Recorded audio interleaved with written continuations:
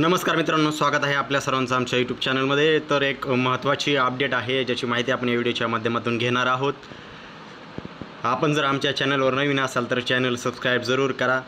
तर DMAR मार्फत 2023 मध्ये जी भरती आयोजित केलेली होती यामध्ये विविध पदाची भरती ही झालेली होती आणि यामध्ये काही पदासाठी वेटिंग लिस्ट ही मागेच समाप्त करून त्यासाठी 2025 मध्ये नवीन जाहिरात काढण्यात आलेली आहे।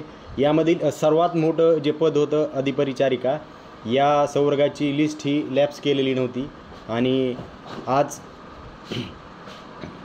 या पत्रान्वये 2023 मधील स्पर्धा परीक्षेतील गट क अधिपरिचारिका या संवर्गाची निवड समितीने तयार केलेली निवड सूची 1 वर्ष पूर्ण झाले असल्याने सामान्य प्रशासन विभाग शासन निर्णय क्रमांक 1222 दिनांक 4 मे 2022 मधील मार्गदर्शक सूचनेनुसार विपंगत करण्यात येत आहे, म्हणजे लॅप्स करण्यात येत आहे, समाप्त करण्यात येत आहे।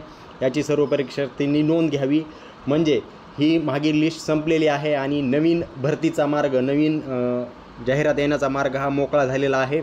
याच गोष्टीची आपण सर्वजण वाट पाहत होतो की मागील भरतीची जी वेटिंग लिस्ट आहे ती कधी समाप्त होते। तर ती वेटिंग लिस्ट समाप्त झाल्याचं हे पत्र DMARने काढलेलं आहे आणि यानंतर लवकरच नवीन भरतीसाठी जाहिरात येईल। जे नव्याने स्थापन झालेले कॉलेजेस आहेत, मागील भरतीतील जी शिल्लक आहे आणि ज्या रिक्त झालेल्या रिटायरमेंटने किंवा इतर पद्धतीने जागा आहे त्या सर्वाची भरती ही येणाऱ्या काळात म्हणजे 1 ते 2 महिन्यामध्ये येणार आहे।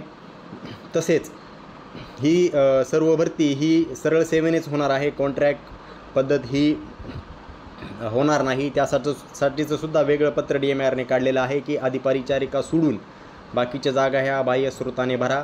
त्यामुळे जे विद्यार्थी या पदासाठी तयारी करत आहेत त्यांच्यासाठी आनंदाची बातमी आहे। सर्वांनी मनापासून तयारीला लागा। येत्या काही दिवसात लवकरच जाहिरात येईल आणि यासाठी स्पर्धा परीक्षेचं आयोजन करून भरती आयोजित केली जाईल। TCS मार्फतच ही 31 डिसेंबरच्या आधी भरती होणार आहे, त्यामुळे त्या अगोदरच TCS मार्फत ही भरती केली जाईल अशी दाट शक्यता आहे। व्हिडिओ आवडल्यास लाईक, शेअर, सबस्क्राईब करा। धन्यवाद।